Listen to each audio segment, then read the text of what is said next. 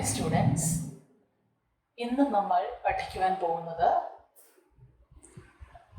Gynoecium, structure of ovule, structure of embryo sac and megasporogenesis. നമുക്ക് ഗൈനീഷ്യത്തിൽ നിന്ന് start ചെയ്യാം. എന്താ gynoecium? Gynoecium is the female reproductive part. നമ്മൾ +1 ക്ലാസ്സിൽ പഠിച്ചിട്ടുണ്ട്. ഗൈനീഷ്യത്തിൻ്റെ സിംഗിൾ യൂണിറ്റിന് പറയുന്ന പേരെന്താണ്? കാർപ്പൽ എന്നാണ്. മറ്റൊരു പേര് പിസ്റ്റൽ. ഗൈനീഷ്യത്തിൻ്റെ സിംഗിൾ യൂണിറ്റ് എന്ന് പറയുന്നത് കാർപ്പൽ അഥവാ പിസ്റ്റൽ. ഓക്കെ, പിക്ചർ ഒന്ന് നോക്കിയേ. ഗൈനീഷ്യത്തിൻ്റെ വിവിധ ഭാഗങ്ങളും നോക്കിയേ. ഏറ്റവും താഴെയായിട്ട് നമുക്ക് എ സ്വള്ളൻ പാർട്ട് കോൾഡ് ഓവറി കാണാൻ സാധിക്കും. ഓവറിയുടെ അകത്തായിരിക്കും ഓവ്യൂൾസ് കാണാൻ സാധിക്കുന്നത്. Then an elongated style and ടിപ്പിൽ കാണുന്ന ഭാഗത്തിന് പറയുന്ന പേരാണ് സ്റ്റിഗ്മ. ഈ സ്റ്റിഗ്മയിലാണ് നമുക്കറിയാം പോളൻ ഗ്രെയിൻസ് വന്ന് വീഴുന്നത്. ഓക്കെ, അതിന് നമ്മൾ പോളിനേഷൻ എന്ന് പറയും. അത് നമ്മൾ പഠിക്കും. ഓക്കെ, ആൻഡ് ഗൈനീഷ്യത്തിൽ ഒരു കാർപ്പൽ മാത്രമേ ഉള്ളൂ എങ്കിൽ അതിന് പറയുന്ന പേര് മോണോ കാർപ്പലറി. അത് നമ്മൾ പഠിച്ചതാണ്. നോക്കിയേ, ഒരു കാർപ്പൽ മാത്രമേ ഉള്ളൂ എങ്കിൽ നമ്മൾ ഓവറിയുടെ ക്രോസ് സെക്ഷൻ എടുത്ത് നോക്കുമ്പോൾ ഒരു അറ മാത്രമേ ഉള്ളൂവെങ്കിൽ, ഒരു കാർപ്പൽ മാത്രമേ ഉള്ളൂവെങ്കിൽ അതിന് നമ്മൾ പറയുന്ന പേര് മോണോകാർപ്പലറി. മോണോകാർപ്പലറി. നോക്കിയേ, ഒരറ മാത്രമേ ഉള്ളൂ. അല്ല, 2 ചേമ്പറുകൾ കാണുന്നുണ്ടെങ്കിൽ അതിന് പറയുന്ന പേര് ബൈകാർപ്പലറി. ബൈകാർപ്പലറി കണ്ടീഷൻ. ഇതെന്താ അകത്ത് വരച്ചിരിക്കുന്നത്? അകത്ത് വരച്ചിരിക്കുന്നത് ഓവ്യൂൾസ് ആണ്. അതായത് ഈ കാണിച്ചിരിക്കുന്നത് ഓവ്യൂൾസ് ആണ്. 2 അറകളാണ് കാണുന്നതെങ്കിൽ അതിന് പറയും ബൈകാർപ്പലറി. അല്ല, ഓവറിയുടെ ക്രോസ് സെക്ഷൻ എടുക്കുമ്പോഴത്തേക്ക് നമുക്ക് 3 അറകളാണ് കാണുന്നതെങ്കിൽ അത് നമ്മൾ പറയും ട്രൈകാർപ്പലറി. ട്രൈകാർപ്പലറി കണ്ടീഷൻ. ഓക്കെ, അല്ല 4 അറകളാണ് കാണുന്നതെങ്കിൽ എന്തായിരിക്കും പറയാൻ സാധ്യത? അതിന് പറയുന്ന പേര് ടെട്രാകാർപ്പലറി. ടെട്രാകാർപ്പലറി. ആൻഡ് അങ്ങനെയാണെങ്കിൽ 5 അറകളാണ് കാണുന്നതെങ്കിൽ, 5 അറകളുടെ കണ്ടീഷൻ നമ്മൾ പലപ്പോഴും കാണാറുണ്ട്. ഉദാഹരണമായിട്ട് വെണ്ടയ്ക്ക മുറിച്ച് വെക്കുമ്പോൾ നമുക്ക് ഇതേമാതിരി കാണാൻ സാധിക്കും. 5 അറകളാണ് കാണുന്നതെങ്കിൽ നമുക്ക് പറയാൻ പറ്റും pentacarpellary condition. Okay, that depends on the number of carpels. അതിനെ ബേസ് ചെയ്താണ് നമ്മൾ ക്ലാസിഫൈ ചെയ്തിരിക്കുന്നത്. ഇനി നോക്കിയേ, ഈ കാർപ്പലുകൾ, ഓരോ കാർപ്പലുകളും യുണൈറ്റഡ് ആണെങ്കിൽ, ഈ കാർപ്പലിനെ എടുത്തേ, ഈ ഓവറിയുടെ കാര്യം എടുത്തേ, ഇവിടെ 3 കാർപ്പലുകളാണുള്ളത്. 1, 2, 3. ഈ 3 കാർപ്പലുകളും യുണൈറ്റഡ് ആയിട്ടാണ് കാണപ്പെടുന്നത്. അങ്ങനെയാണെങ്കിൽ this condition is called syncarpous condition. Syncarpous. What is the word meaning syncarpus? If the carpels are united. Carpels united ആണെങ്കിൽ അതിന് പറയുന്ന പേര് syncarpus condition. പക്ഷേ if the carpels are free, it is called apocarpus condition. If the carpels are free, carpels free ആണെങ്കിൽ അതിന് പറയുന്ന പേര് apocarpus condition. അപ്പോകാർപ്പസ് condition. അതായത് പരസ്പരം അവ ഒട്ടിച്ചേർന്ന് ഇരിക്കുന്നില്ല. അങ്ങനെയാണെങ്കിൽ അതിന് പറയുന്ന പേര് അപ്പോകാർപ്പസ് കണ്ടീഷൻ. ഓക്കെ, നമുക്ക് പിക്ചറിൽ കാണാമല്ലോ. മോണോകാർപ്പലറി, ബൈകാർപ്പലറി, ട്രൈകാർപ്പലറി, ടെട്രാ ആൻഡ് പെൻഡാകാർപ്പലറി. ഇപ്പോൾ നിങ്ങൾ കാണുന്നത് സിൻകാർപ്പസ് കണ്ടീഷനാണ്. ആൻഡ് ഇപ്പോൾ നിങ്ങൾക്ക് അപ്പോകാർപ്പസ് കണ്ടീഷൻ കാണാൻ സാധിക്കും. ചിലപ്പോഴൊക്കെ ഓവറിയുടെ ഉള്ളിൽ ഒരു ഓവ്യൂൾ മാത്രമേ കാണുള്ളൂ. ഉദാഹരണം പാഡി, വീറ്റ് എക്സെട്ര. അതിനകത്ത് ഒരു ഓവ്യൂൾ മാത്രമേ കാണുള്ളൂ. പാഡിയുടെ കേസ് നോക്കുവാണെങ്കിൽ അതിനകത്ത് ഒരേ ഒരു ഓവ്യൂൾ മാത്രമേ കാണുള്ളൂ. ഓക്കെ. പക്ഷേ പപ്പായ, വാട്ടർമെലൺ, ഓർക്കിഡ്സ് ഇതിൻ്റെയൊക്കെ കേസ് നോക്കിയേ, ഓവറിയുടെ അകത്ത് ധാരാളം ഓവ്യൂൾസ് കാണാൻ സാധിക്കും. ഓക്കെ. ഇത്ര നമ്മൾ പ്രിലിമിനറി ആയിട്ട് പറഞ്ഞതാണ്. ഇത് മുൻ ക്ലാസ്സുകളിൽ നമ്മൾ പഠിച്ചിട്ടുള്ളതുമാണ്. And the next is structure of ovule. Structure of ovule. Structure of ovule. ഒന്ന് നോക്കിയേ, ഈ പിക്ചർ ഓവ്യൂളിൻ്റെ സ്ട്രക്ചറാണ്. നമ്മുടെ പുസ്തകത്തിലെ പടമാണത്.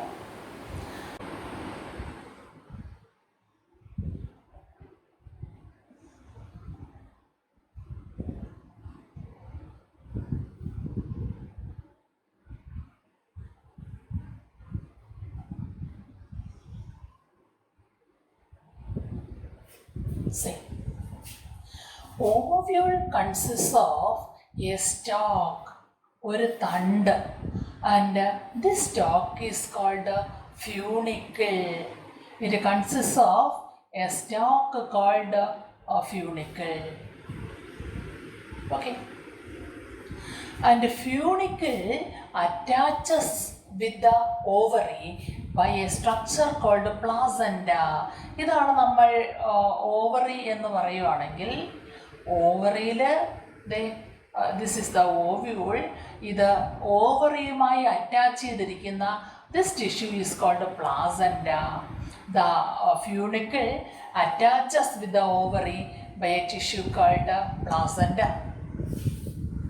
And the body of ovule, ഈ ovule, the body of ovule attaches with the funicle. ഈ ഫ്യൂണിക്കിൾ ഓവ്യൂളിൽ അറ്റാച്ച് ചെയ്യുന്ന this part is called hilum, or it is the junction between a funicle and the body of ovule. ഈ funicle, ഈ തണ്ടും ഓവ്യൂളും വന്ന് join ചെയ്യുന്ന this part is called hilum. Hilum. Okay. ഇനി നോക്കിയേ, it consist of the ovule consist of two protective coverings. രണ്ട് protective coverings ഉണ്ട്. ഇതിന് പറയുന്ന പേരാണ് ഇൻഡെഗ്യുമെൻസ്. ഇൻഡെഗ്യുമെൻസ്. ഏറ്റവും പുറമേ കാണുന്നതിന് നമുക്ക് പറയാം ഔട്ടർ ഇൻഡെഗ്യുമെൻ്റ് എന്ന് പറയാം. Outer integument. അകത്ത് കാണുന്നതിന് നമുക്ക് പറയാം ഇന്നർ ഇൻഡെഗ്യുമെൻ്റ്. അങ്ങനെ രണ്ട് ഇൻഡെഗ്യുമെൻറ്റുകളുണ്ട്. Integument means two protective coverings. ഈ കാണുന്നത് ഒരു ഔട്ടർ ഇൻഡെഗ്യുമെൻ്റ്, ഈ ഉള്ളിൽ കാണുന്നത് inner integument. The integuments leave an opening here. അത് കണ്ടിന്യൂസ് അല്ല. ഈ കവറിങ് പൂർണ്ണമായിട്ട് വന്ന് അതിനെ കവർ ചെയ്യുന്നില്ല. ഇവിടെ ഒരു ചെറിയ ഓപ്പണിംഗ് ഉണ്ട്. And this opening is called micropyle. Micropyle. It is the tip of ovule. Okay. It is the micropyle. It's a small opening. ഈ മൈക്രോപൈലിൻ്റെ opposite side is called chalaza. Chalaza. The opposite side of micropyle is called chalaza. It is the base of ovule. Okay. ഇനി നോക്കിയേ, രണ്ട് ഇൻഡെഗ്യുമെൻ്റ് കഴിഞ്ഞ് അതിൻ്റെ അകത്ത് there is a parenchymatous mass of tissue. There is a parenchymatous mass of tissue. ഇതിൻ്റെ ഉള്ളിൽ parenchyma കൊണ്ടുണ്ടാക്കിയ mass of tissue കാണാം. And this parenchymatous mass of tissue is called as a nucellus. This tissue is called nucellus. See, അപ്പോൾ ഇൻഡെഗ്യുമെൻസിൻ്റെ തൊട്ടുള്ളിൽ കാണുന്ന this parenchymatous mass of tissue is called nucellus. and it consists of large cells with abundant cytoplasm. എന്തുകൊണ്ടാണ് abundant cytoplasm വരുന്നതിന് കാര്യം? ഇതിൻ്റെ ജോലി nourishment കൊടുക്കുകയാണ്. Develop ചെയ്യുന്ന embryo സാക്കിന് അഥവാ ഫീമെയിൽ ഗ്യാമിറ്റോഫൈറ്റിന് നറിഷ്മെൻറ്റ് കൊടുക്കുന്നതാണ്. അതെങ്ങനെയാണെന്ന് നമുക്ക് നോക്കാം. അതിൻ്റെ ഉള്ളിൽ കാണുന്ന this structure is called embryo sac. Embryo sac. അപ്പോൾ നോക്കിയേ, ഓരോ ഭാഗങ്ങളായിട്ട് നോക്കിയേ. Structure of ovule.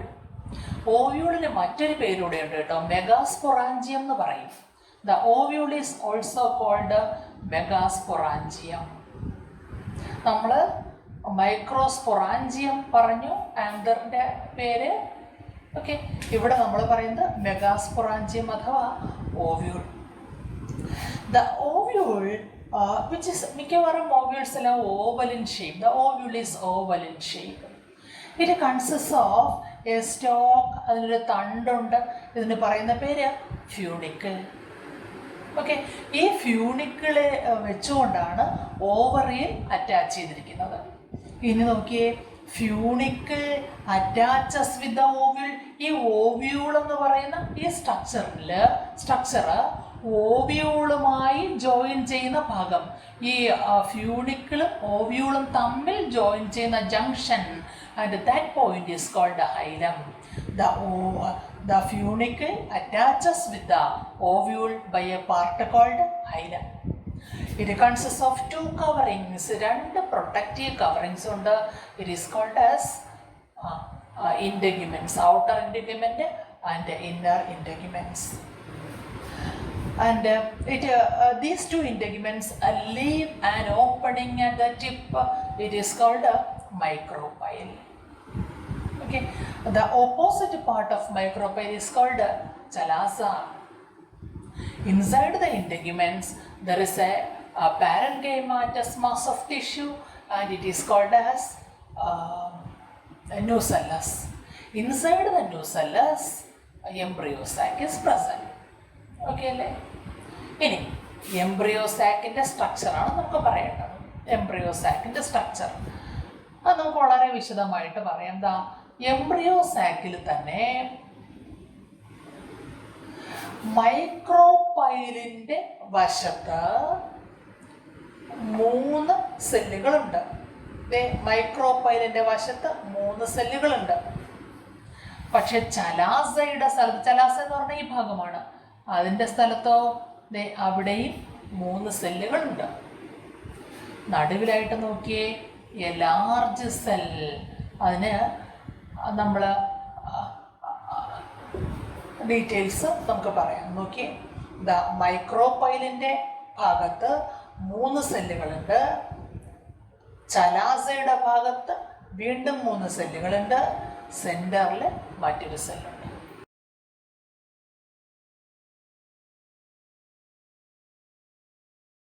നമ്മൾ ഈ എംബ്രിയോ സാക്കിൻ്റെ സ്ട്രക്ചർ വിശദമായി പഠിക്കേണ്ടതുണ്ട്.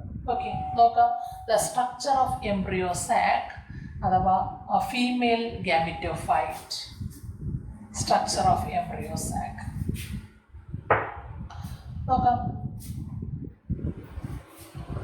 എംബ്രിയോ സാക്ക്, ഇതാണ് ഒരു എംബ്രിയോ സാക്ക്, വലുതായിട്ട് വരച്ചിരിക്കുന്നു. ഇത് മൈക്രോപൈലാർ എൻഡ് ആണെന്ന് കരുതുക. This is micropylar end. ഈ കാണുന്ന ഭാഗം ചലാസൽ എൻഡ്. ചലാസൽ എൻഡ് എന്താ നമ്മൾ വരച്ചിരിക്കുന്നത്? Structure of ovule, structure of female gametophyte. Female gametophyte അല്ലെങ്കിൽ മറ്റൊരു വാക്കുണ്ടല്ലോ, that is embryo sac. Embryo sac, it is a very important topic. Embryo sac. The embryo sac consists of a single ovule at the micropylar end. A single egg at the micropylar end. ഈ micropyle ഇരിക്കുന്ന ഭാഗത്ത് ഒരു single egg കാണാൻ പറ്റും. എഗ്ഗിൻ്റെ അപ്പുറവും ഇപ്പുറവും ആയിട്ടോ രണ്ട് വശത്തായിട്ട് you can see the synergids. രണ്ട് വശത്തുമായിട്ട് കാണുന്നതിന് നമ്മൾ പറയുന്ന പേര് സൈനർജിഡ്സ്. ഓക്കെ, അപ്പോൾ it consist of an egg and two synergids. എവിടെയാണ്? മൈക്രോപൈല എൻഡിൽ. അപ്പോൾ ഈ ചലാസൽ എൻഡിൽ നോക്കിയേ, at the chalazal end it consist of 3 cells. അതിനെന്താ പേര് പറയുന്നത്? Antipodals. Antipodals. Okay, and in the center there is a large cell called central cell. Central cell. It consists of 2 polar nuclei. Polar nuclei. അപ്പോൾ നോക്കാം അതിൻ്റെ structure. The embryo sac consists of an egg and 2 synergids. Okay, ഈ ഒരു എഗ്ഗും 2 സൈനർജിഡ്സും കൂടെ ചേരുന്ന സ്ട്രക്ചറിന് പറയണ പേര് egg apparatus. Egg apparatus. Egg apparatus. What is egg apparatus? Egg apparatus consists of an egg and 2 synergids. നോക്കിയേ, അതിൻ്റെ ചലാസൽ എൻഡിൽ 3 സെല്ലുകൾ, അതിന് പറയുന്ന പേര് antipodals. In the centre it consist of central cell, a large central cell. അതിനകത്ത് 2 nuclei കാണാം, അതിന് പറയുന്ന പേര് പോളാർ ന്യൂക്ലിയൈ എന്നാണ്. Okay, this is the structure of embryo sac. Picture നോക്കി, എംബ്രിയോ സാക്കിൻ്റെ പിക്ചർ നമുക്ക് കാണാൻ സാധിക്കും. എഗ്, അപ്പുറവും ഇപ്പുറവുമായിട്ട് 2 സൈനർജിഡ്സ് കാണാം, ആൻറ്റിപോഡൽസ് 3 എണ്ണം കാണാം, സെൻട്രൽ സെൽ കാണാൻ സാധിക്കും. നോക്കിയേ, ഇനി സൈനർജിഡ്സിന് ഒരു പ്രത്യേകതയുണ്ട്. സൈനർജിഡ്സിന്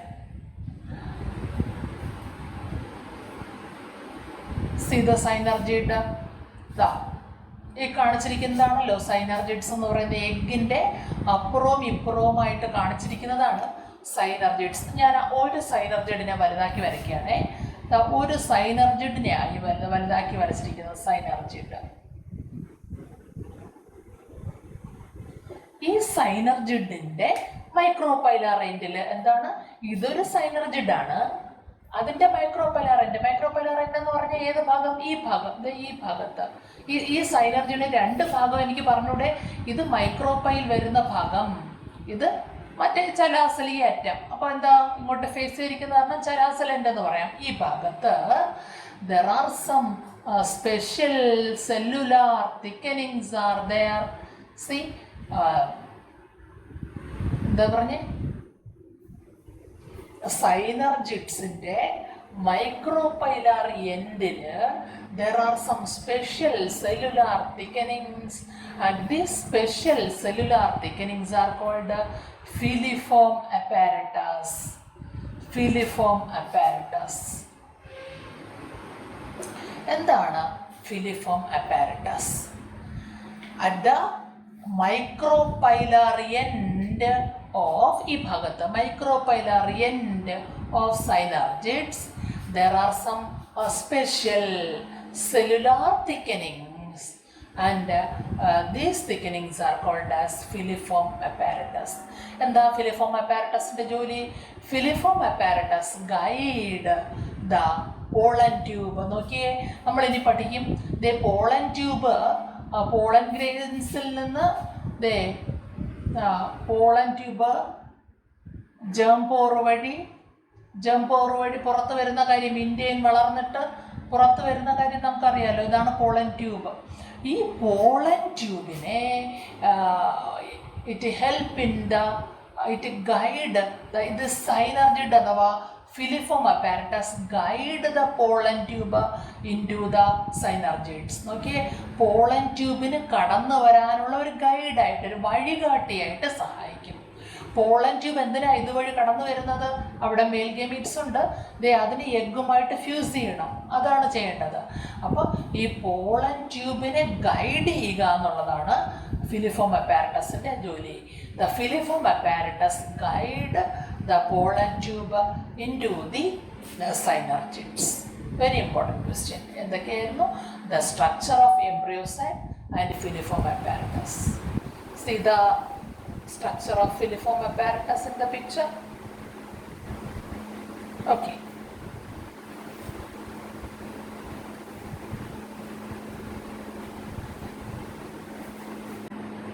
Next is megasporogenesis. Megasporogenesis. Megasporogenesis പറയുന്നതിന് മുമ്പ് എംബ്രിയോസാക്കിന് the embryo sac is 8 nucleated but 7 celled. Why? അങ്ങനൊരു ക്വസ്റ്റ്യൻ ഉണ്ടാകാം. എന്തുകൊണ്ടാണ് the embryo sac is 8 nucleated but 7 celled എന്ന് പറയുന്നത്? എന്തുകൊണ്ടായിരിക്കാം? ദ എംബ്രിയോസാക്കിൽ an egg, 2 synergids, 3 antipodals and 1 central cell. നോക്കിയേ എത്രയായി? 3, ഇവിടെ 3, 1 സെല്ല്. അപ്പോൾ എത്ര സെല്ലാണ്? 3, 7 സെൽസ്. അപ്പോൾ ന്യൂക്ലിയസിൻ്റെ കാര്യം നോക്കിയേ. ഇവിടെ 3 ന്യൂക്ലിയസ്, ഇവിടെ 3 ന്യൂക്ലിയസ്. പോളാർ ന്യൂക്ലിയൈ 2 എണ്ണമാണ് സെൻട്രൽ സെല്ലിലുള്ളത്. ഓക്കെ, അപ്പോൾ എത്ര ന്യൂക്ലിയസ്? 8 ന്യൂക്ലിയൈ ഉണ്ട് ആൻഡ് 7 സെൽഡ്. ഓക്കെ, ഇതെങ്ങനെയാണെന്ന് ചോദിച്ചാൽ നമ്മളിതിൻ്റെ ഡെവലപ്മെൻറ്റ്, എംബ്രിയോസാക്കിൻ്റെ ഡെവലപ്മെൻറ്റ് പഠിക്കുമ്പോൾ ഡീറ്റെയിൽഡ് ആയിട്ട് പഠിക്കും. അത് ചോദിക്കാവുന്ന ഒരു ചോദ്യമാണ്. Why the embryo sac is 8 nucleated but 7 celled. നമുക്ക് എന്ത് പറയാൻ പറ്റും? എഗ് അപ്പാരറ്റസ് എന്ന് പറയുന്ന എഗ്ഗും സൈനർജിഡ്സും ചേർന്നിട്ട് 3 എണ്ണം മൈക്രോപൈലാർ എൻഡിൽ. ദെൻ ആൻറ്റിപോഡൽസ് 3 എണ്ണമാണ് ചലാസൽ എൻഡിൽ. സെൻട്രൽ സെൽ എന്ന് പറയുന്ന 1 എണ്ണം. അങ്ങനെ എത്രയായി? 7 സെൽസായി. പക്ഷേ ന്യൂക്ലിയസ് നോക്കുമ്പോൾ എഗ് സൈനർജിഡ്സ് ചേർന്നിട്ട് 3, ആൻറ്റിപോഡൽസിൽ 3, പോളാർ ന്യൂക്ലിയസിൽ 2, അങ്ങനെ 8 nuclei.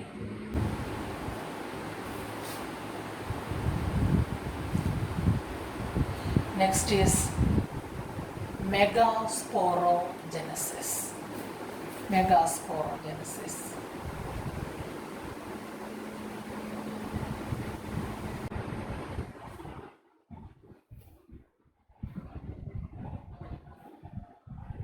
What is meant by megasporogenesis? It is the process of formation of megaspore from megaspore mother cell. What is megasporogenesis? It is the process of formation of megaspore from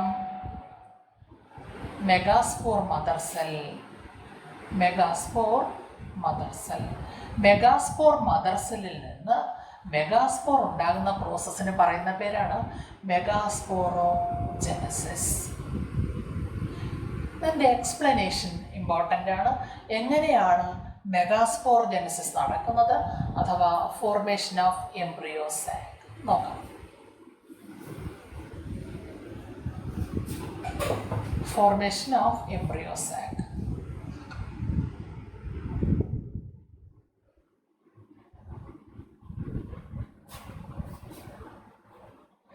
എംബ്രിയോസാക്കിന് മറ്റൊരു പേരൂടെയുണ്ട്, female gametophyte.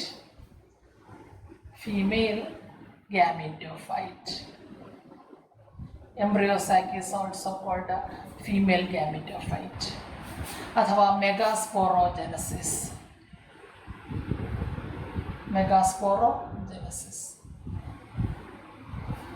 Okay, ഓവ്യൂളിൻ്റെ ന്യൂസെല്ലസിൽ ovule നമുക്കറിയാം, ഓവ്യൂളിൻ്റെ structure പഠിച്ചു. അതിൽ നമുക്കറിയാം ഇൻഡഗിമെൻ്റ് കഴിഞ്ഞിട്ട് അതിൻ്റെ ഉള്ളിൽ കാണുന്ന ഭാഗമാണ് ന്യൂസെല്ലസ്. ആ ന്യൂസെല്ലസിൻ്റെ 1 സെൽ ബിക്കം ഡിഫറൻഷിയേറ്റഡ്. ഒരു സെല്ല് മാത്രം ഡിഫറൻഷിയേറ്റ് ചെയ്യുന്നു. അതിൽ പെട്ടെന്നൊരു മാറ്റം വരുന്നു. It become large with abundant cytoplasm and prominent nucleus. And that nucleus is called megaspore mother cell. Megaspore mother cell. Megaspore mother cell. Megaspore mother cell undergo meiosis. The megaspore mother cell undergo meiosis. Meiosis നടക്കുമ്പോൾ നമുക്കറിയാം 4 സെല്ലുകൾ ഉണ്ടാകും അല്ലേ? ഇവിടെ ഉണ്ടാകുന്ന 4 സെല്ലുകൾ they are arranged in a linear manner. linear manner. ഇതിന് പറയുന്ന പേര് ലിനിയർ ടെട്രാഡ്. Linear tetrad. 4 സെല്ലുകളുണ്ട് ഉണ്ടായത്. മിയോസിസിന്റെ ഫലമായിട്ട് linear tetrad is formed. Tetrad is formed and they are arranged in a line. അതുകൊണ്ട് it is called linear tetrad. Among this 4 എണ്ണം ഉണ്ടല്ലോ, അതിൽ 3 എണ്ണം ഡീജനറേറ്റ് ചെയ്യും. What is mean by degeneration? നശിച്ചു പോകും. 3 എണ്ണം നശിച്ചു പോകും. ഇനി എത്രയുണ്ട്? 4 ടെട്രാഡിൽ 4 എണ്ണം ഉള്ളതിൽ 3 എണ്ണം നശിച്ചു പോയി. ഇനി എത്രയുള്ളത്? 1 എണ്ണം. ഇതിന് പറയുന്ന പേര് functional megaspore. Functional megaspore. It is called a functional megaspore. Okay. From this functional megaspore, an embryo sac is formed. ഇതിൽ നിന്നാണ് ഒരു എംബ്രിയോ സാക്ക് ഫോം ചെയ്യുന്നത്. ഓക്കെ. ഒരു ഫങ്ഷണൽ മെഗാസ്പോറിൽ നിന്ന് എംബ്രിയോ സാക്ക് ഉണ്ടാകുന്നതുകൊണ്ട് this type is called monosporic embryo sac. Monosporic embryo sac. എന്താ monosporic embryo sac എന്ന് പറഞ്ഞാൽ? ഇവിടെ 4 സെല്ലുകൾ ഉണ്ടായില്ലേ? അതായത് മെഗാസ്പോർ മദർ സെല്ല് മിയോസിസ് നടന്നിട്ട് 4 സെല്ലുകൾ ടെട്രാഡുകൾ ഉണ്ടായില്ലേ? അതിൽ നിന്ന് 1 സെല്ല് മാത്രം സർവൈവ് ചെയ്യും. 3 എണ്ണം നശിച്ചു പോകും. 1 എണ്ണം സർവൈവ് ചെയ്യും. അതിനെന്താ പേര് പറയുക? Functional megaspore.